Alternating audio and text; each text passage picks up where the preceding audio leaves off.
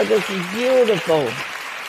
Oh, gosh, I never saw such a room Come a full little of closer beauty to and me. strength like I'm looking at. Oh, that's gorgeous. It is. It is a beautiful room. I almost said your age because you gave me permission, but I realized I was about to make you a year older. You're only 94. Yeah, I'm only 94. And you know, you get this old and the parts start wearing out. Your legs start wearing out. But one thing that my children always say, but nothing happened to your mouth. So you got to have something going. So I got my mouth going. So, Mrs. Chase, the first time we were there, I brought a group of young women who work with us at TED and into the kitchen, and we were all standing around, and you'd already cooked lunch for hundreds of people, as you do every day, and you looked up at them. You have to share with this audience what you said to those young women. Well, you know, I talk to young women all the time, and it's beginning to bother me because look how far I came. You know, I've come with women that had to really hustle and work hard, and they knew how to be women. They didn't play that man down, and we didn't have the education you have today. And God, I'm so proud when I see those women with all that education under their belt. That's what I work hard, trying to get everybody to use those resources. So they just don't know their power. And I always tell them, just look, my mother had 12 girls before she had a boy. So you know how I came up. Yeah, she had 14 children. She raised 11 of us out of that 14. And up until last year, we were all still living a bunch of old biddies, but we still here.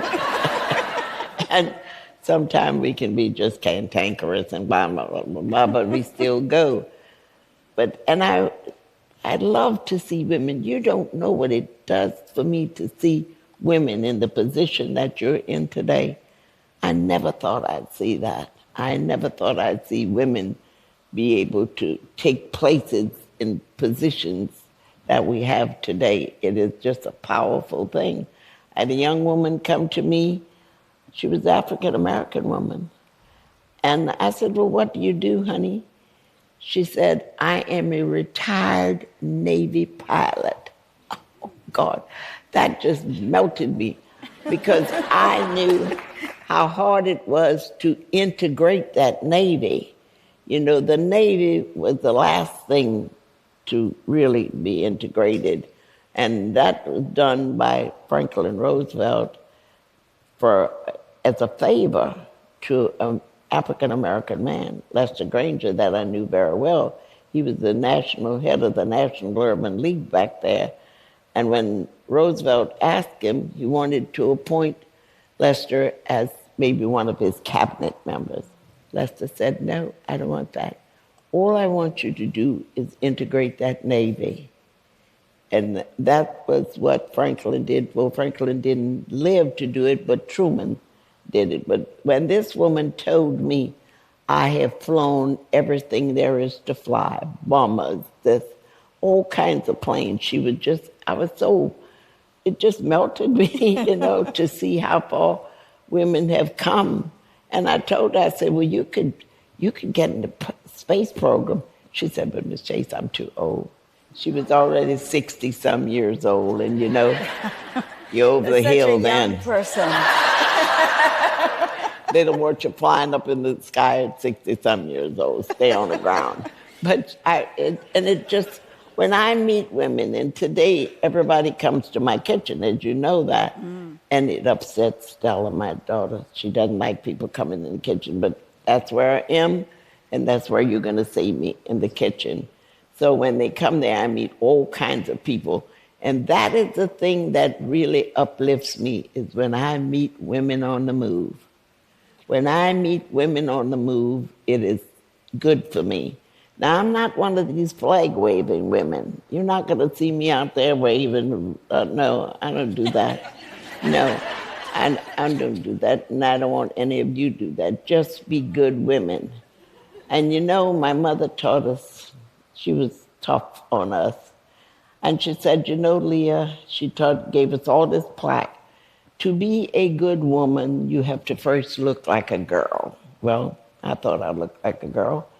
Act like a lady. That I never learned to do. Think like a man. Now, don't act like that man. Think like a man and work like a dog. So we learned that the hard way.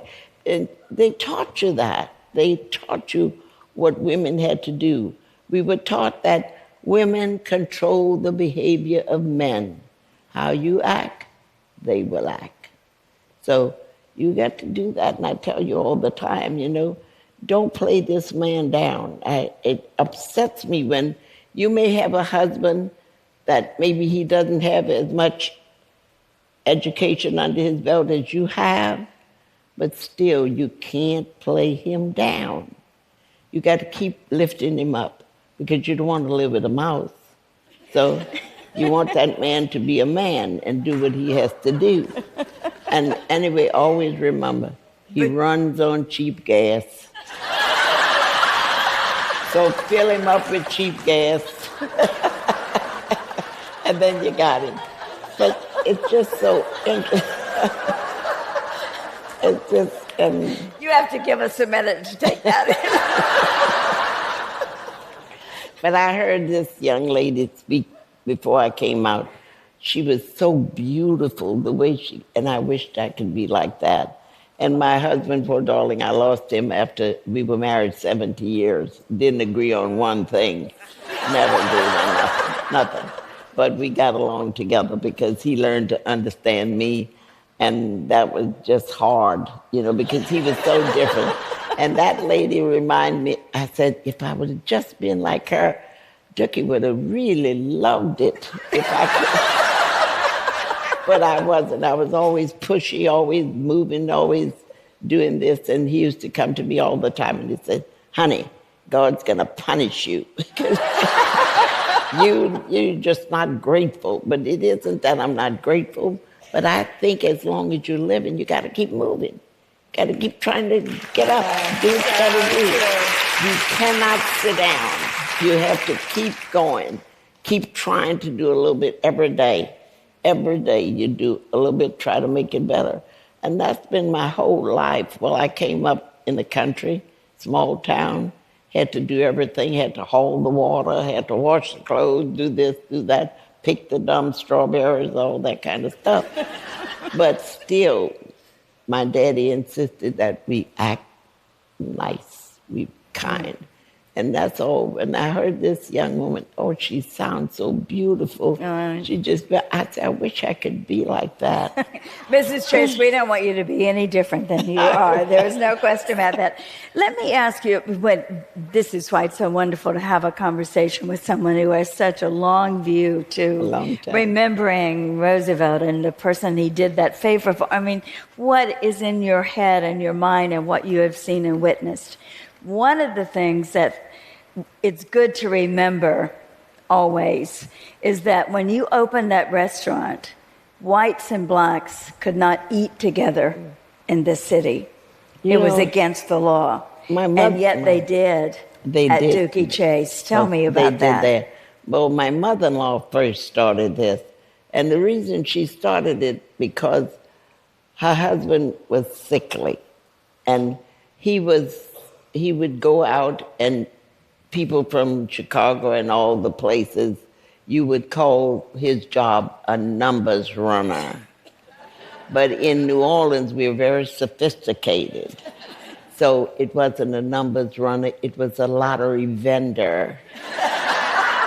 So you see, we put class to that.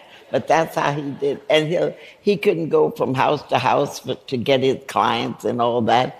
So because he was sick, so she opened up this little sandwich shop. So she was going to take down the numbers because he was sick a lot. He had ulcers. He was really bad for a long time. But so she did that and not knowing anything. But she knew she could make a sandwich. She knew she could cook. And she borrowed $600 from a brewery.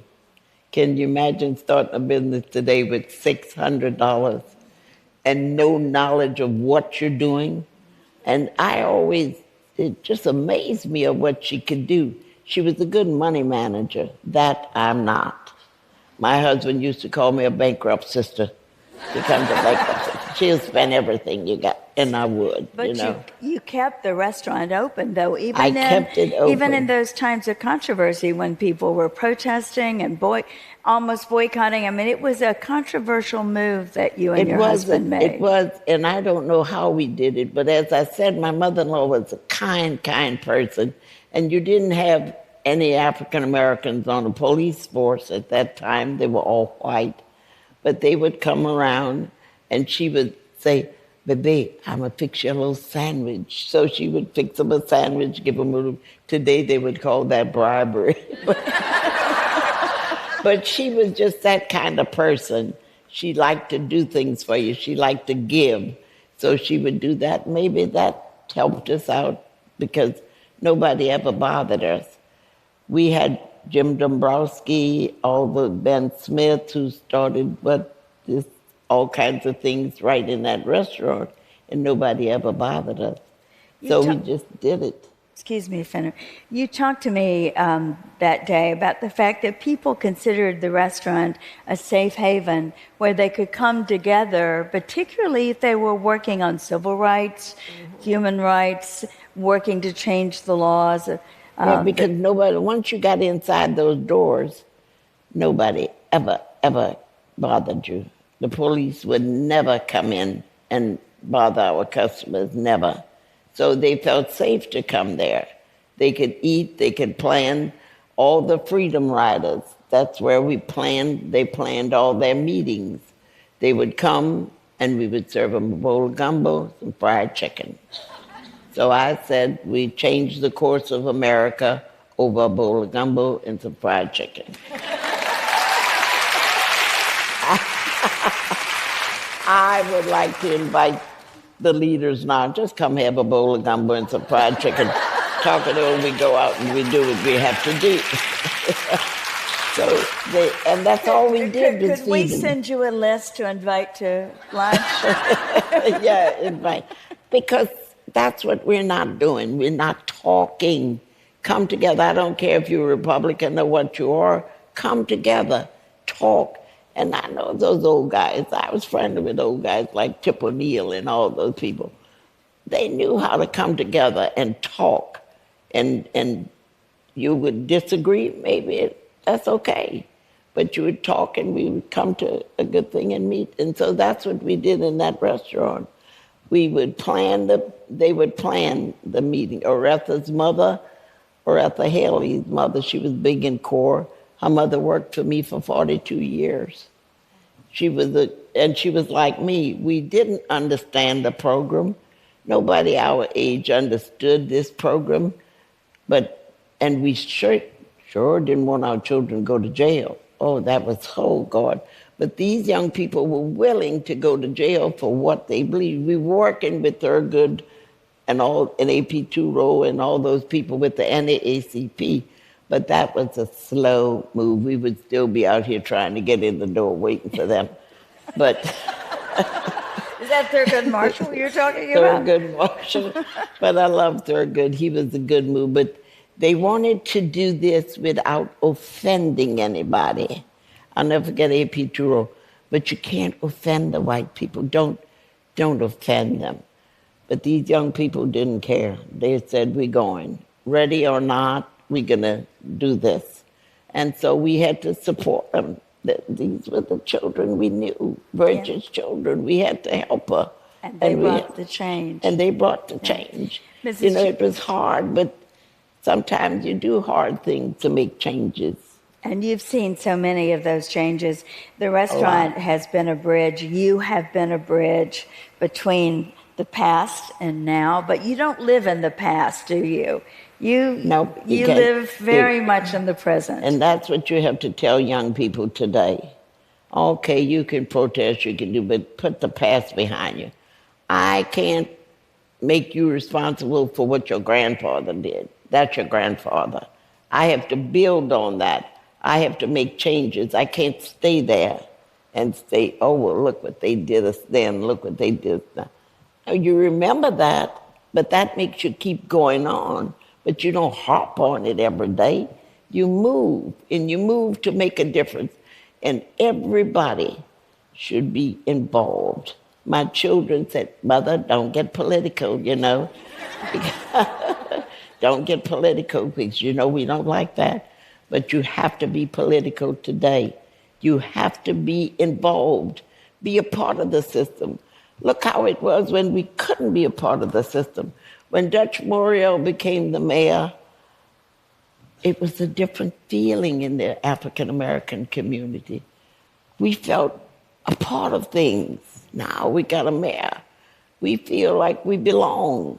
Moon tried before Dutch came. Mayor Landrieu's father. Mayor Landrieu's father. He took great, great risk by putting African Americans in City Hall.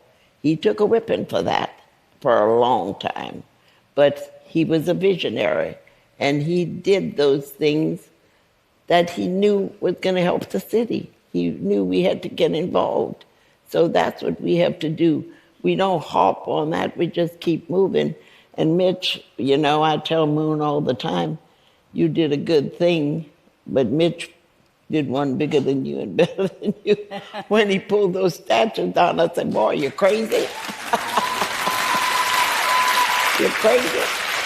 But it was a good political move. Right. You know, when I saw P.T. Burgard come down, I was sitting down looking at the news, and it just hit me what this was all about. To me, it wasn't about race. It was a political move. And I got so furious, got back in that kitchen the next morning, and I said, come on, pick up your pants and let's go to work, because you're going to get left behind. And that's what you have to do. You have to move on people, move on what they do. It was going to bring visibility to the city. So you got that visibility, move on it, uplift yourself, do what you have to do, and do it well. And that's all we do. That's all I tried to do. But you just gave the formula for resilience, right? So you are clearly the best example we could find anywhere of resilience. So there must be something you think. I like emotional strength. I like people with emotional and physical strength. And maybe that's bad for me. My favorite all-time general was George Patton. And you know, that wasn't too cool. But it's surprising. I got George Patton hanging in my dining room because I want to remember. He set goals for himself, and he was going to set out to reach those goals. He never stopped. And I always remember his words, lead, follow, or get out the way. Now, I can't lead. I can't be a leader, but I can follow a good leader. But I am not getting out the way. And so that's what you have to do. Get out the way. You can do. If you can't lead, leaders need followers. Mm-hmm. So if I help you up there, I'm going to ride on your coattail. And I can't count the coattails I've ridden up on. Feed you good, you'll help me out. Feed you good. So, and that's what life is all about. Everybody can do something, but please get involved. Do something.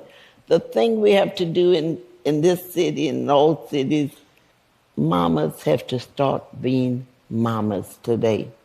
You know, they have to start understanding when you bring this child in the world, you have to make a man out of it, you have to make a woman out of it. And that takes some doing. It takes sacrifice. Maybe you won't have the long fingernails, maybe you won't have the pretty hair, but that child will be on the move. And that's what you have to do. We have to concentrate on educating and making these children understand what it's all about. And I hate to tell these gentlemen, it's going to take a good woman to do that. It's going to take a good woman to do that. Men can do their part. Your part is to just do what you have to do and bring it home. But we can handle the rest. And we will handle the rest. If you're a good woman, you can do that. You heard that first here. We can handle the rest. Can handle it. Mrs. Chase, thank you so much Well, for thank you. taking time out from the work you do every day in this community. But you don't know what this does for me when I see all of these people and come together. People come to my kitchen from all over the world. Yep. I had people come from London. Not twice this happened to me. First, a man came, and I don't know why he came to this. Every year the chefs do something called Chef's Charity. Well, it so happened was the only woman there and the only African American there on that stage doing these demonstrations.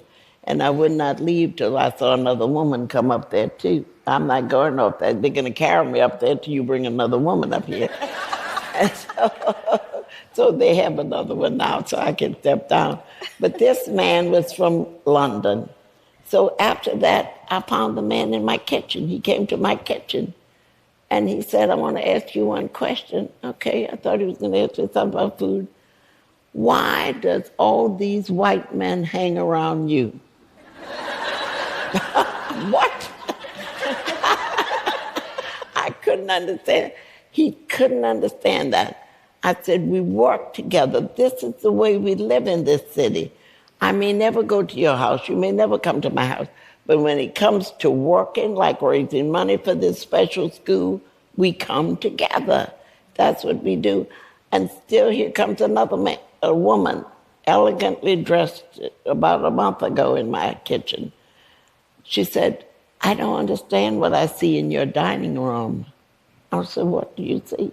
She saw whites and blacks together. That's what we do. We meet, we talk, and we work together. And that's what we have to do. You don't have to be my best friend to work to better your city, to better your country. You just have to come together and work, and that's what we do in this city. We're a weird bunch down here. And nobody understands us, but we feed you well. Feed you well. Thank you.